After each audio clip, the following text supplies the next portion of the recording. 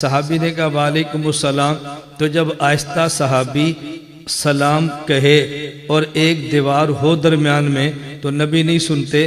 तो जब कब्र पे जाकर आप सलाम आहिस्ता कहें और चार दीवारें मौजूद हों तो फिर कैसे सुन लेते हैं? सवाल समझ आ गया? अब आपसे जवाब बनना नहीं है, अब आपको मरकज की कदर आएगी। यहाँ क्या होता है?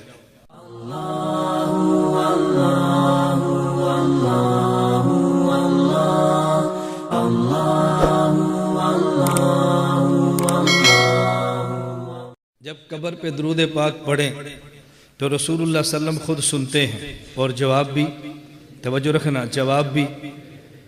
अब सवाल सुने। मदीना मुनव्वरा में रसूलुल्लाह सल्लम एक सहाबी के घर तशरीफ़ ले गए। आपने बाहर से अस्सलामु अलैकुम कहा, अंदर से जवाब नहीं आया। आपने फिर अस्सलामु अलैकुम फरमाया, फिर जवाब नहीं आया। आपने तीसरी बार अस्सलामु अलैकुम फरमाया। सहाबी घर से बाहर आए, वालेकुमुस्सलाम व रहमतुल्लाहि व बरकातुहू। अल्लाह के नबी ने पूछा, तुम घर में थे? जी घर में हूँ। मैंने सलाम किया तो सुना नहीं है? कहा जी सुना है। तो फिर जवाब क्यों नहीं दिया? मैं समझाने की तरतीब पे बता रहा हूँ, जवाब क्यों नहीं दिया? हुजूर आप सलाम फरमा रहे थे, मैं सुन रहा था, मैं आपको जवाब दे रहा था, लेकिन मैं जवाब आहिस्ता देता था इसलिए कि सलाम दुआ होती है। तो मैं चाहता था मैं आहिस्ता सलाम का जवाब दूं, हुजूर समझें कि सुना नहीं है तो फिर सलाम फरमाएं। मैं आहिस्ता जवाब देता, आप समझें कि सुना नहीं, आप फिर सलाम फरमाएं। तो मैं आपकी 3 मरतबा दुआएं लेने के लिए जवाब आहिस्ता देता रहा, इसलिए मेरा मंशा ये थी। अब इस पे सवाल समझो। एतराज़ ये है, जब आप रसूलुल्लाह सल्लम की कब्र पे जाके सलाम पेश करते हो तो आप कहते हो नबी पाक सुन लेते हैं। हालांकि नंबर 1 जो बाहर बड़ी जाली है ये पर्दा मौजूद है। नंबर 2 आप जाली में देखें उठी कब्र नजर आएगी, एक और पर्दा आ गया, फिर इस कब्र के नीचे असल कब्र है, एक पर्दा और आ गया, फमिन वराइम बरज़ख़ुन, फिर मानवी बरज़ख का पर्दा आ गया। तो पर्दे 4 हो गए। नंबर 1 मानवी बरज़ख़ुन वाला पर्दा, नंबर 2 ऊपर रोज़ा सब्ज़ ये पर्दा, नंबर 3 अंदर कब्र वाला पर्दा, नंबर 4 नीचे ज़मीन में असल कब्र वाला पर्दा। तो जब 4 पर्दे मौजूद हों आप आहिस्ता से कहते हैं अस्सलातु वस्सलामु अलैका या रसूल अल्लाह। आप सुन लेते हैं अल्लाह के नबी इस दुनिया में हैं और सिर्फ दरमियान में एक दीवार है। सहाबी ने कहा वालेकुमुस्सलाम। तो जब आहिस्ता सहाबी सलाम कहे और एक दीवार हो दरमियान में तो नबी नहीं सुनते। तो जब कब्र पे जाकर आप सलाम आहिस्ता कहें और 4 दीवारें मौजूद हों तो फिर कैसे सुन लेते हैं? सवाल समझ आ गया? अब आपसे जवाब बनना नहीं है, अब आपको मरकज की कदर आएगी। यहाँ क्या होता है? अब आपको समझ आएगी यहाँ होता क्या है, मरकज अहले सुन्नत वल जमात में क्या होता है। अब 2 किस्म के हमारे यहाँ लोग होंगे। नंबर 1 सवाल बड़ा मकबूल है, अलामा साहब हैं, बहुत बड़े आलिम हैं, लिहाजा हम फिसल के उधर चले गए, एक तबका। दूसरा फिसलेगा तो नहीं, भाई जवाब दो, मुझे नहीं आता, अकीदा बदलो। क्या हमारे काबिर के पास दलाइल नहीं थे? हमारे काबिर का इल्म नहीं था तो हमारे पास ज़्यादा इल्म है। अच्छा अकाबिर के पास क्या दलील थी? अब दलील का पता नहीं है। हमारे काबिर के पास इल्म था, भाई इल्म तो था, उस इल्म को बयान क्यों नहीं करते? तो एक फिसल जाएगा और एक कच्चा पका हो जाएगा। क्या अब करें क्या? उलझन का शिकार अंदरून खाना जरूर होगा। क्यों? मसलक समझा नहीं, इसलिए हम कहते हैं रब्बि इश्रह ली सदरी, अल्लाह में मसलक समझा दे। जब आप मसलक समझ जाएंगे तो फिर उलझन नहीं होगी। अब जरा इस मसले को समझ लें, आप देखना इसका जवाब कितना आसान है। जवाब तो लंबा नहीं है, जवाब से पहले तमहीद थोड़ी सी लंबी होती है बात समझने के लिए। अब बात अच्छी तरह समझें। एक है दुनिया और एक है कब्र, मौत के बाद की जिंदगी। दुनिया में जिस्म भी है और रूह भी है, कब्र के बाद जिस्म भी है और रूह भी है। हालात जिस्म और रूह दोनों पर दुनिया में, हालात रूह और जिस्म दोनों पर कब्र में।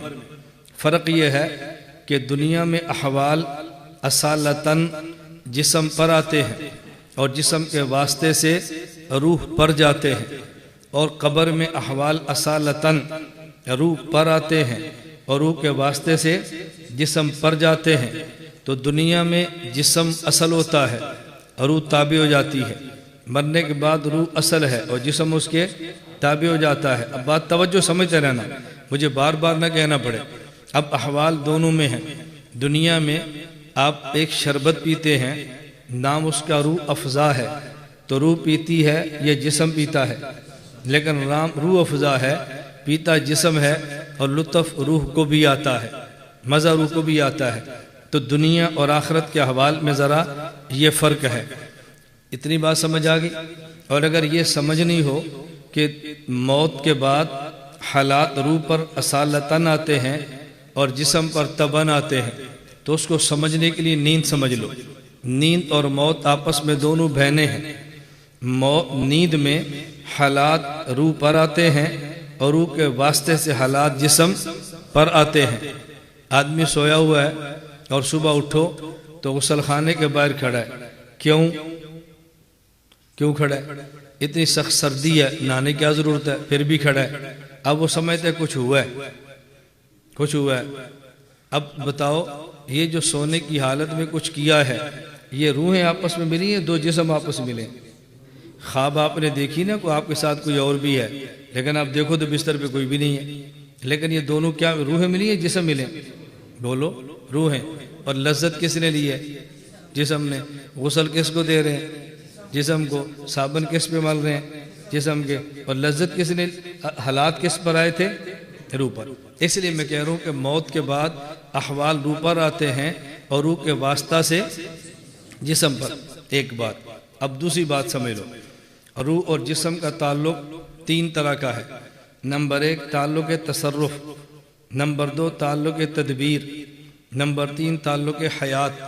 ताल्लुक तसर्रुफ का माना ऐसा ताल्लुक जिससे जिस्म खाता है, पीता है, चलता है, दौड़ता है। नंबर दो, ताल्लुक तदबीर। उस ताल्लुक जिस्म खाता, पीता, दौड़ता, भागता, कमाता नहीं है, लेकिन खुद ब खुद उसका खून गर्दिश करता है, खुद ब खुद निज़ाम हज़म चलता है, खुद ब खुद उसका दिल धड़कता है, खुद ब खुद उसकी सांस चलती है। ये ताल्लुक तदबीर है। और एक है ताल्लुक हयात। जिस ताल्लुक से जिस्म जिंदा रहता है, तो ताल्लुक रूह और जिस्म के तीन किस्म के हैं। जब आदमी जिंदा हो और जाग रहा हो तो तीनों ताल्लुक तसर्रुफ भी है, ताल्लुक तदबीर भी है, ताल्लुक हयात भी है। और जब आदमी सो जाए, ताल्लुक तसर्रुफ ख़त्म हो जाता है, दो ताल्लुक रह जाते हैं। नंबर एक, ताल्लुक तदबीर। नंबर दो, ताल्लुक हयात। जब आदमी फौत हो जाता है और फिर रूह का इआदे से हयात मिलती है, तो एक ताल्लुक रह जाता है, ताल्लुक हयात। जब आदमी जागता हो, जिंदा हो, ताल्लुक हयात, तदबीर और तसर्रुफ। जब सो जाए, ताल्लुक हयात, ताल्लुक तदबीर। और जब फौत हो जाए तो फिर सिर्फ एक ताल्लुक हयात। ये बात समझ आ गई। अब तीसरी बात समझो, जब रूह और जिस्म के ताल्लुक तीन किस्म के होंगे तो रूह की परवाज़ कम होगी, और जब ताल्लुक कम होते जाएंगे तो रूह की परवाज़ भी बढ़ती जाएगी। अभी आप जाग रहे हैं तो आपके जिस्म से रूह के ताल्लुक तीन किस्म के हैं। नंबर एक, ताल्लुक हयात। नंबर दो, ताल्लुक तदबीर। नंबर तीन, ताल्लुक तसर्रुफ। तो जब रूह पर वज़न ज़्यादा होगा तो रूह की परवाज़ कम हो जाएगी। अभी बयान के दौरान कोई आदमी रात को लेट आया, फजर के बाद सोया नहीं, नींद आ रही है, तो बयान के दौरान थोड़ी सी आंख लगी तो साथ वाला उठाता है। ये बाद में कहता है, यार तो कभी 2 मिनट मुझे ना उठाता। क्यों? ये कि गया था, ये चला गया था ना। अब बताओ, ये गया, ये रूह गई है। इधर सोया और रूह कहाँ पहुंच गई? मदीना। रूह कहाँ पहुंच गई? मक्का। रूह कहाँ पहुंच गई? नई नई शादी या घर। वो जैसे हालात है, रूह ने वहीं जाना होता है ना। वो तो अपने अपने हालात पर होता है कि रूह ने कहाँ जाना है। किसी की रूह मस्जिद जाती है, किसी की नारकली जाती है। वो जैसा बंदा रूह वैसी होती है उसकी ना। अब बात समझें, जो ही सोया, ताल्लुक तसर्रुफ कम हुआ तो रूह की परवाज़ बढ़ गई ना। और जब ये फौत हुआ तो फिर रूह की परवाज़ इतनी बड़ी, बंदा यहाँ पे रूह इल्लियीन में ताल्लुक फिर भी है, बंदा यहाँ पे रूह सिज्जीन में ताल्लुक फिर भी है। इतनी दूर से रूह बात को कैच कर, इतनी दूर से। क्यों? इसलिए कि अब ताल्लुक दो कम हो गए तो रूह की परवाज़ बढ़ गई है। तीन बातें समझ गए। अब बात अच्छी तरह समझो। रसूल अकरम सल्लल्लाहु अलैहि वसल्लम सहाबी के घर गए, आपने फरमाया अस्सलाम वालेकुम। सहाबी ने कहा वालेकुम अस्सलाम, आहिस्ता का या ऊंची आवाज से? तो इस दुनिया में किसने सुनना है, कान ने या रूह ने? तो कान की परवाज़ कम है या ज़्यादा, और रूह की? अच्छा, और मौत के बाद किसने सुनना है? रूह ने, और रूह के बाद जिस्म ने। अब अल्लाह के नबी दुनिया से कब्र में तशरीफ़ ले गए, अब वहाँ ताल्लुक़ तसर्रुफ़ नहीं है, ताल्लुक़ तदबीर नहीं है, बल्कि ताल्लुक़ कौन सा है? और दुनिया में ताल्लुक़ भी तीनों है, सुनना भी जिस्म ने है। चूँकि जिस्म ने सुनना था तो जिस्म की जिसे कहते हैं लिमिटेड, बड़ी महदूद होती है। आहिस्ता वालेकुम अस्सलाम कहा तो जिस्म नहीं सुन सका, और जब कब्र में चले गए अब आपकी रूह ने सुनना है, और रूह भी वो जिसमें एक बोझ है दो नहीं है। अब रूह की परवाज़ इतनी बढ़ जाती है कि आहिस्ता सा भी अस्सलाम कहे वो तब भी सुन लेती है, वो रूह तब भी सुन लेती है। अब देखो उलझन नहीं है, इशराह ली सदरी, ये मसलक आपको समझ आ जाए तो सवाल रहते ही नहीं है।